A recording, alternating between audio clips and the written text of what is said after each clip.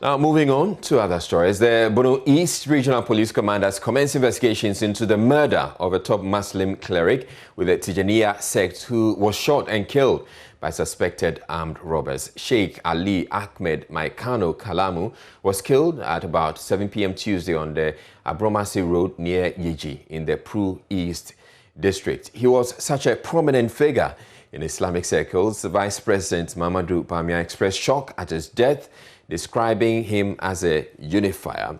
Our correspondent Anas Sabit has been speaking with the Regional Police Commander DCOP Asumedu Ochre Dako and has filed the following report.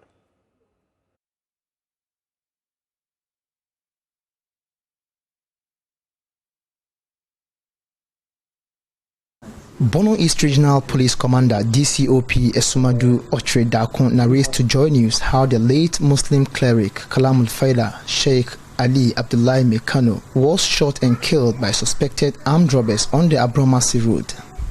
We had a report from Yeji police that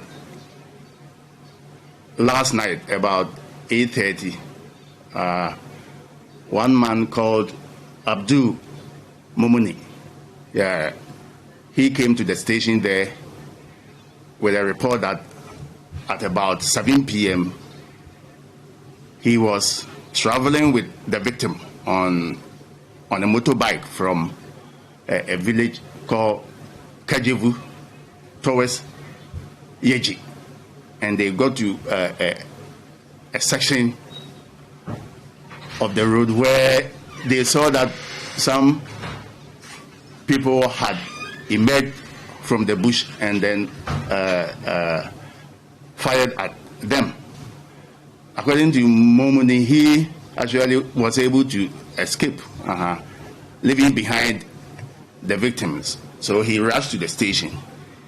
Police accompanied him to the point where he claimed they had been shot at, and they found the victim who had sustained a gunshot on the right leg, and he was actually dead.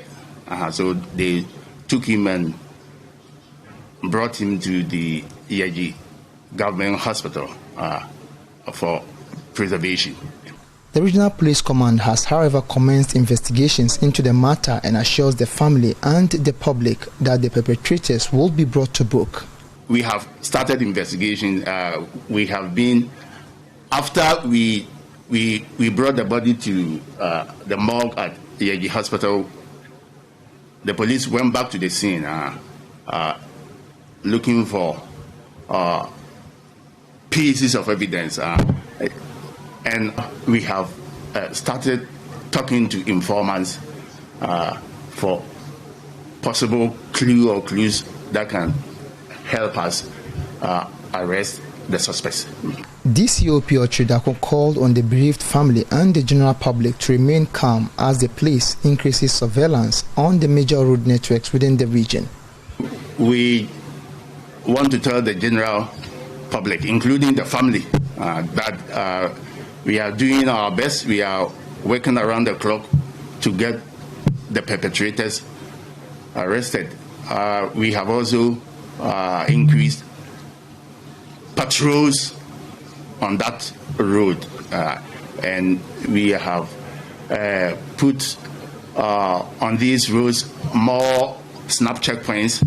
Yes, we are also doing escort of some vehicles.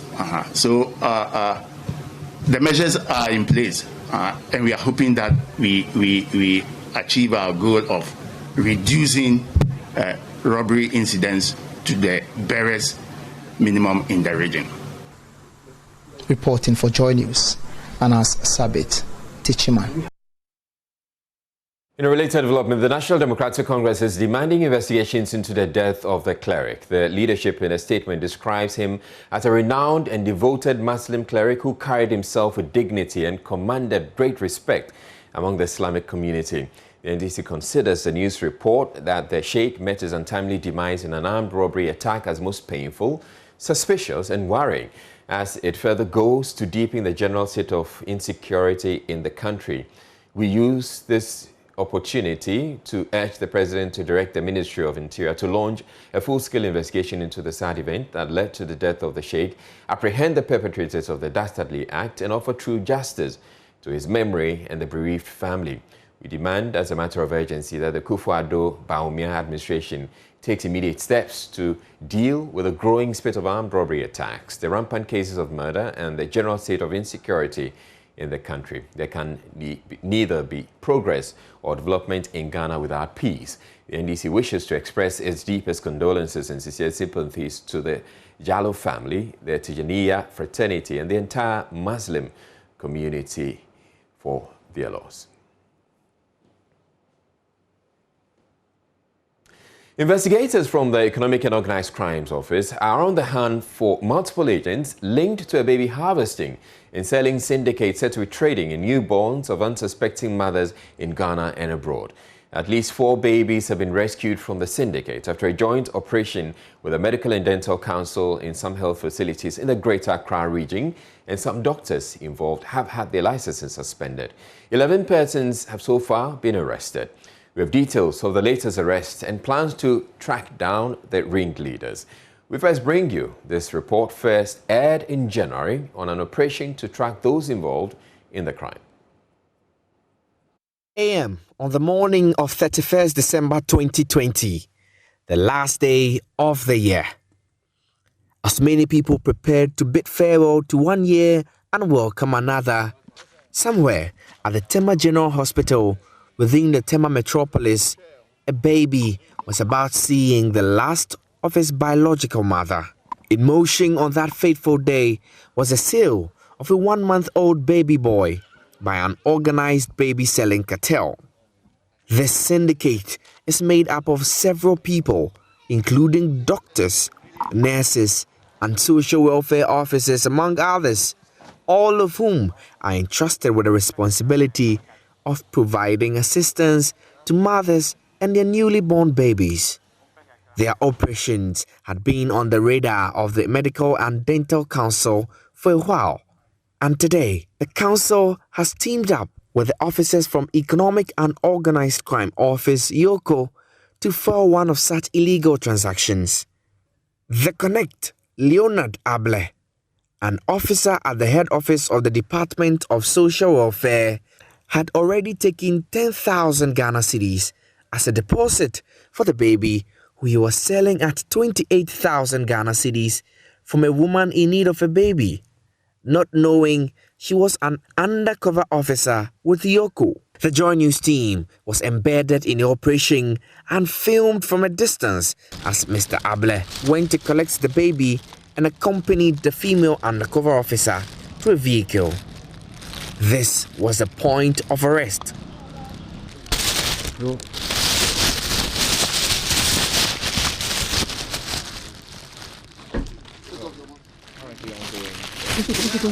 Leonard Able was arrested and the baby retrieved. On-site interrogations revealed Mr. Able was not alone. His accomplices, a nurse only identified as Nancy, and the head of the social welfare at the hospital, also referred to as Auntie Doris, had heard of the arrest and immediately bolted. Well, YOCO and the Medical and Dental Council Thursday held a news conference where they gave an update on the operation so far. Kwekwa Santo was there for Joy News. Baby selling and child trafficking becoming a booming business in Ghana, although an illegal enterprise. Under the cover of darkness, babies are stolen from their mothers right after birth and sold. The Economic and Organized Crime Office and the Medical and Dental Council have been engaged in a joint operation to unravel this blight on the nation's conscience.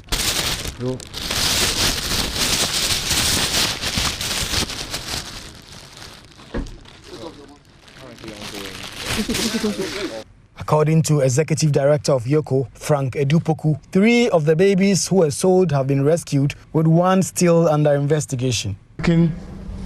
Additional arrests have been made. 4 petitions, and in fact, I'm told as of yesterday, 2 other petitions had been sent to the office. And when we talk of petitions, we are talking of supposed victims who have had their child or children taken away from them, coming to make a case for us to investigate. The dockets on the investigations will be sent to the Attorney General's office for advice and prosecution. Arrest of Dr. Hope Kwashi Mensah, the notorious Susan Clinic.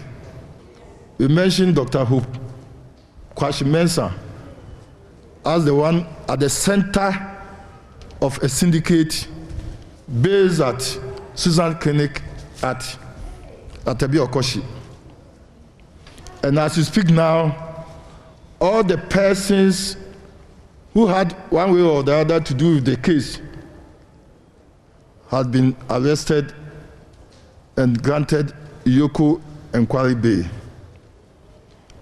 The docket on Dr. Hope Kwashi Mensah, so far as the Susan Clinic is concerned, is almost ready, and we are just about submitting it to the Attorney General's office for advice and prosecution. Yoko does not believe it should extend the investigations to other regions immediately. This is a specialized type of investigation, and if you are not careful and you decide that all the regions should be involved in it, you are going to lose track of it. Because we are very comfortable here because we are working hand in hand with the Medical and Dental Council. So going forward, if we're able to establish that relationship with all the regional, maybe dental, I don't know whether they have even offices in the regions, then we can maybe expand our investigations. The medical officers involved have their suspensions still in effect. Statutory 30-day notice of suspension was issued, and this statutory notice period has since elapsed. The legal effect is that the two medical officers, their licenses have been effectively suspended until the conclusion of investigations. The practice where mothers give birth but do not see their babies and are told their kids are dead will be reviewed. This is according to Acting Registrar of the Medical and Dental Council, Dr. Divine Banyubala. It is obvious that we need to have a closer look at some of the internal control measures. For example, if somebody comes in and then dies, the process of moving the body from the area of care to a temporary holding area, the quality assurance and management systems that are supposed to be in place to ensure that that body moves there without either being mixed up with another body and then moves from there to a mortuary if that is the appropriate place for that body to be kept for them. Meanwhile, some of these babies are sadly procured and attempts made to traffic them outside the country. For now, the pain and anguish of mothers who suspect that they are victims of this syndicate will continue to hope that justice will be served and such criminals will be rooted out of society.